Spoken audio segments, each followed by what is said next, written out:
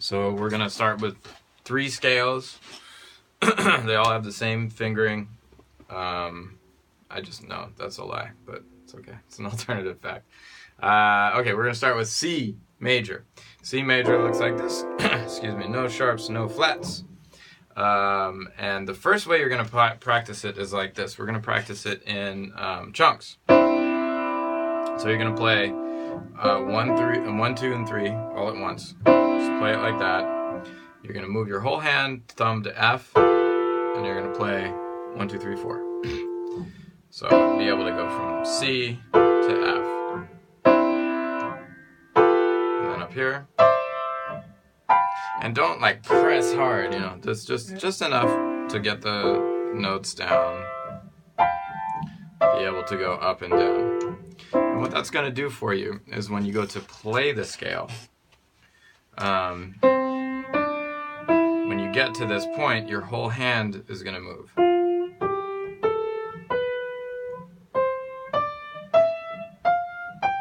And when you're done, you use your pinky.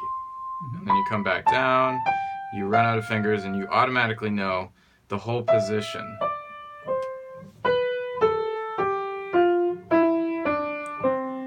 And that way you're gonna avoid doing things like this, you know, getting all over. But we're not doing that. When you play, the only thing that ultimately is gonna move, and we don't have to think about this yet, but just planting the seed, your thumb. You have an opposable thumb. You want to always keep your wrist, you know, as much as makes sense, parallel. The wrist is parallel to the keyboard. So what the first mistake that people make is they go like this, because they feel like they gotta see where their thumb is. But really, your thumb can reach all the way over to your pinky, and all we gotta do is get under the 4th finger. You know.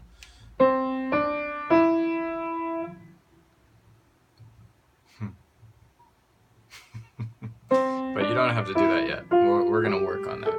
This is why I don't teach scales, because it's like all these problems happen. Like you have to think about all this stuff. But so don't, I just wanted to make you aware, and hopefully that'll prevent you from trying to do it prematurely. Just do this.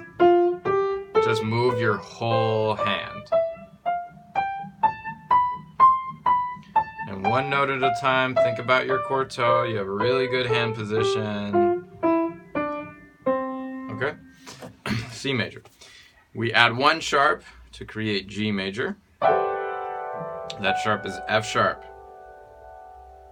So we're going to do the exact same fingering, but now we're starting on G. 1, 2, 3. My thumb is going to go to C. Notice my 4th finger is on F sharp. This is awkward. So you gotta get the 2nd finger in there as much as possible.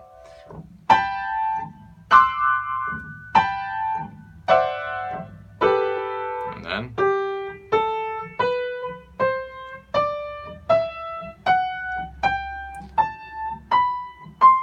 And you notice that when I'm doing it, first of all, I'm not moving my thumb, which you would think you should do to make it smooth. But it's still, I add, there's space between every note. So if you were just a listener, if you weren't looking at my hand, you would not know, because my hand is moving fast enough that you're not hearing a break.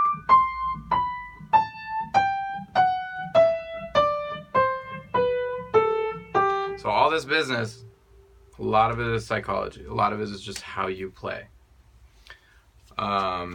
Okay, so there's G, and then we're going to learn F as well. We're going to go both ways on the scale, on the circle. So F, this is going to be a different fingering. It's going to be opposite. These ones were 3 and then 4, right? It's going to be the opposite because of the landscape. This is nice and awkward. You're going to love this one.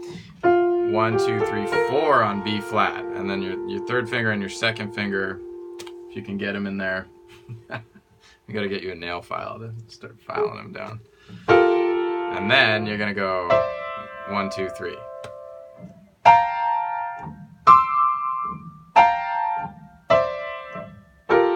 Now this one is interesting because if I was gonna stop there, like wherever you end is usually like whatever extra finger happens to be hanging out. This one ends on your fourth finger, not your pinky.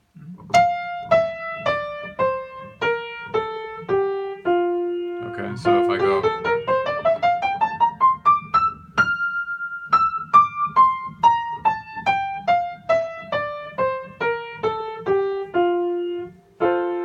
play your chord. I always forget. Play the chord at the end. Then you have a nice bow on the end. So that's C, G, and F. Those are our first ones. Left hand fingering